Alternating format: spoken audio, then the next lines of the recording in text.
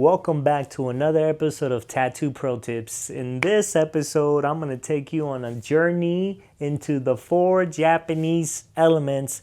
I'm going to start off with a basic tutorial breaking down a cool little scale formula I came up with that's going to kind of break it down for you, and you're going to be able to start drawing these elements easy.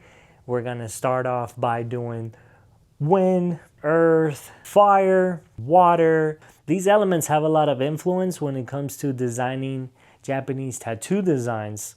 A lot of Japanese tattoo designs mostly have a lot of background. I would like to say sometimes it's like 80% of the tattoo. You can also get sleeves and bodysuits with just waves, which is wind and flowers, etc.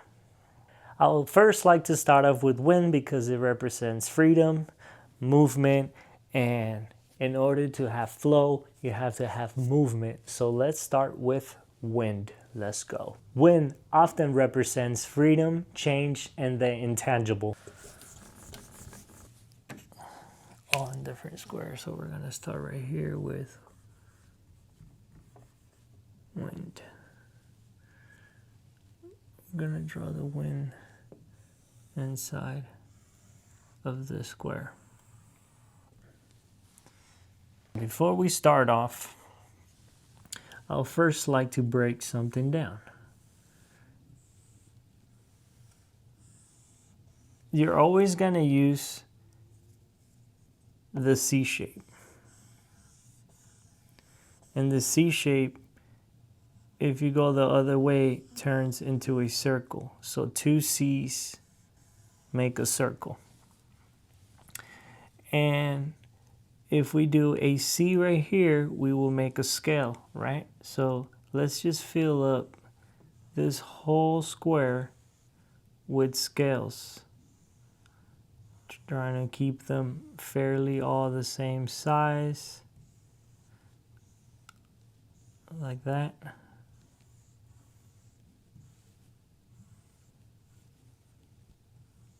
Okay.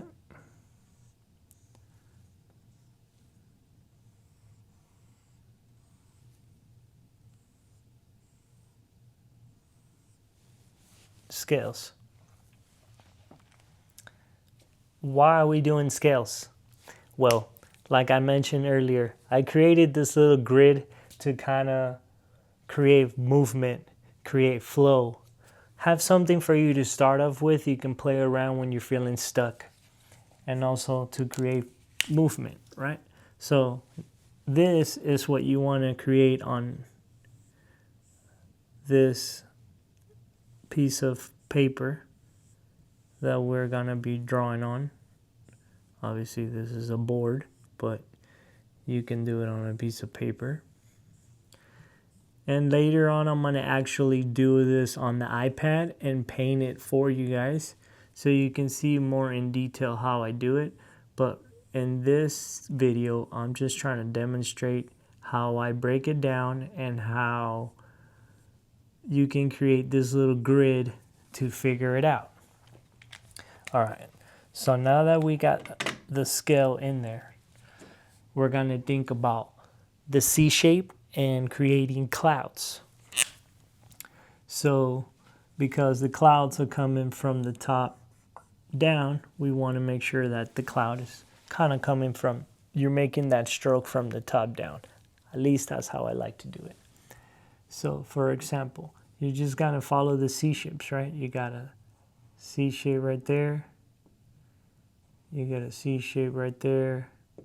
You get a C shape right there. And you just kind of follow those scales. All right. Following those scales, you will have that flow. And now, if we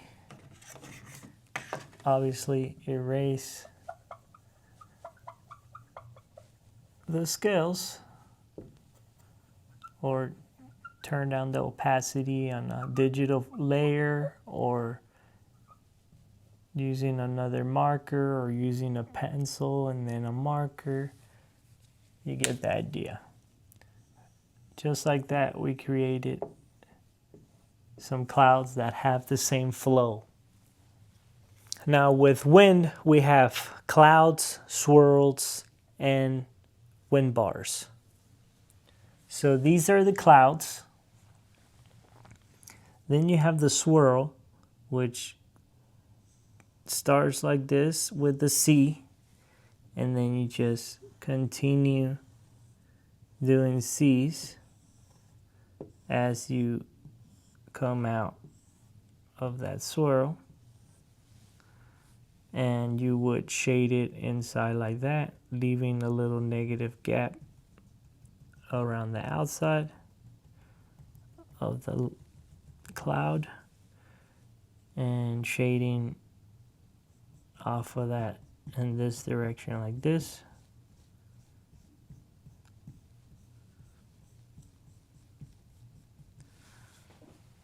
Like that. Right? Never really shaded with a board, but you know what I'm saying. You would shade it in that direction.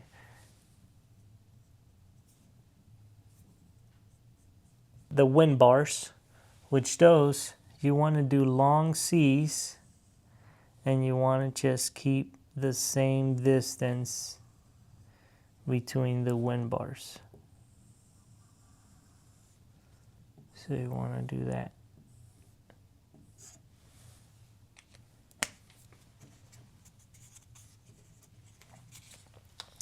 I'm going to go more deep into how I do this and shade it for you, because when you just have lines, it's a little hard to understand, but we'll get into another episode. In this episode, I just want to explain a basic formula on how this C shape connects into all of the elements and how we can start creating Japanese background using these elements that somehow tie into each other beautifully.